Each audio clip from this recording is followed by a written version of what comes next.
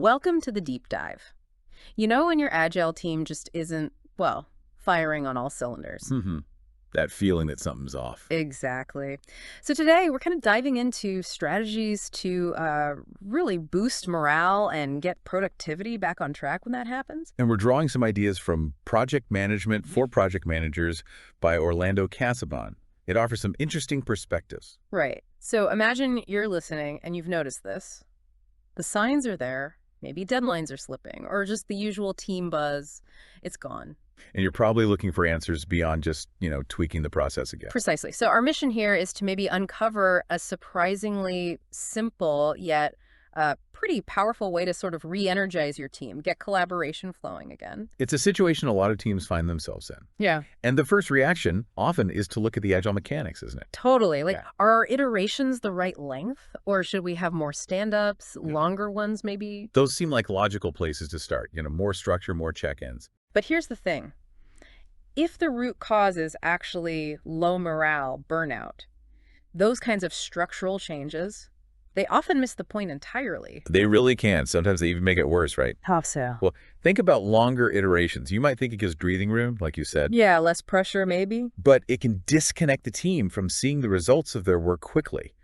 And that quick feedback loop, that's actually pretty motivating in Agile. Ah, okay. So delaying that gratification can actually lower motivation. Exactly. And then adding more meetings or longer ones if a team's already feeling drained. It just feels like another burden, another demand on their time and energy. Right. Which can lead to even more frustration, not less. Okay, so if those common fixes might not work or could even backfire, Yeah. what's the alternative? Well, this is where it gets interesting. It might sound almost too simple. Go on. The suggestion is to focus on something completely different. Informal, non-work related connection. Like coffee breaks, water cooler chat. Even simpler, potentially more impactful. Think about just taking the whole team out for lunch, away from the office. Taking the team to lunch. That sounds nice, but how does that tackle burnout and productivity? Well, it's about what that represents and what it facilitates. It creates a relaxed space, doesn't it? Away from the Jira boards and the deadlines. Okay, true. A change of scenery. And in that space, people can actually connect as, people, not just colleagues working on tasks. It builds trust, strengthens those personal bonds. And it also sends a message, I suppose, like management actually cares about their well-being. Precisely. It's a tangible sign of appreciation. It says, we see you're working hard. Let's take a breather together. So that emotional recharge, that human connection, that's key to getting motivation back. It's not just about rest, but positive interaction. Absolutely. When people feel seen, appreciated, connected, it directly feeds into their engagement, their energy for the work itself. Okay, I can see that. It shifts the focus from just tasks to the team dynamic. And let's face it, Agile relies heavily on strong team dynamics, right?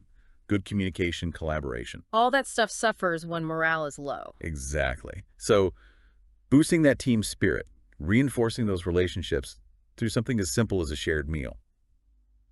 It's not just fluffy stuff.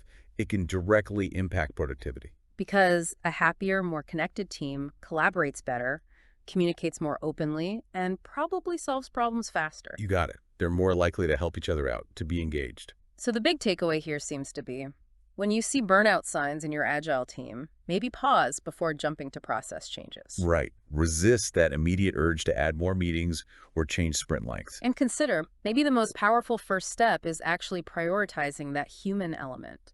Show you value them. And something simple, like a team lunch, could be surprisingly effective in just re-energizing everyone. It's a different lens to view the problem through. Definitely. And it makes you wonder, doesn't it, for everyone listening, how regularly are you actually creating space for that informal social connection? That's a good question. What small, human-focused things could you do that might create a really positive ripple effect? Something to think about. Absolutely.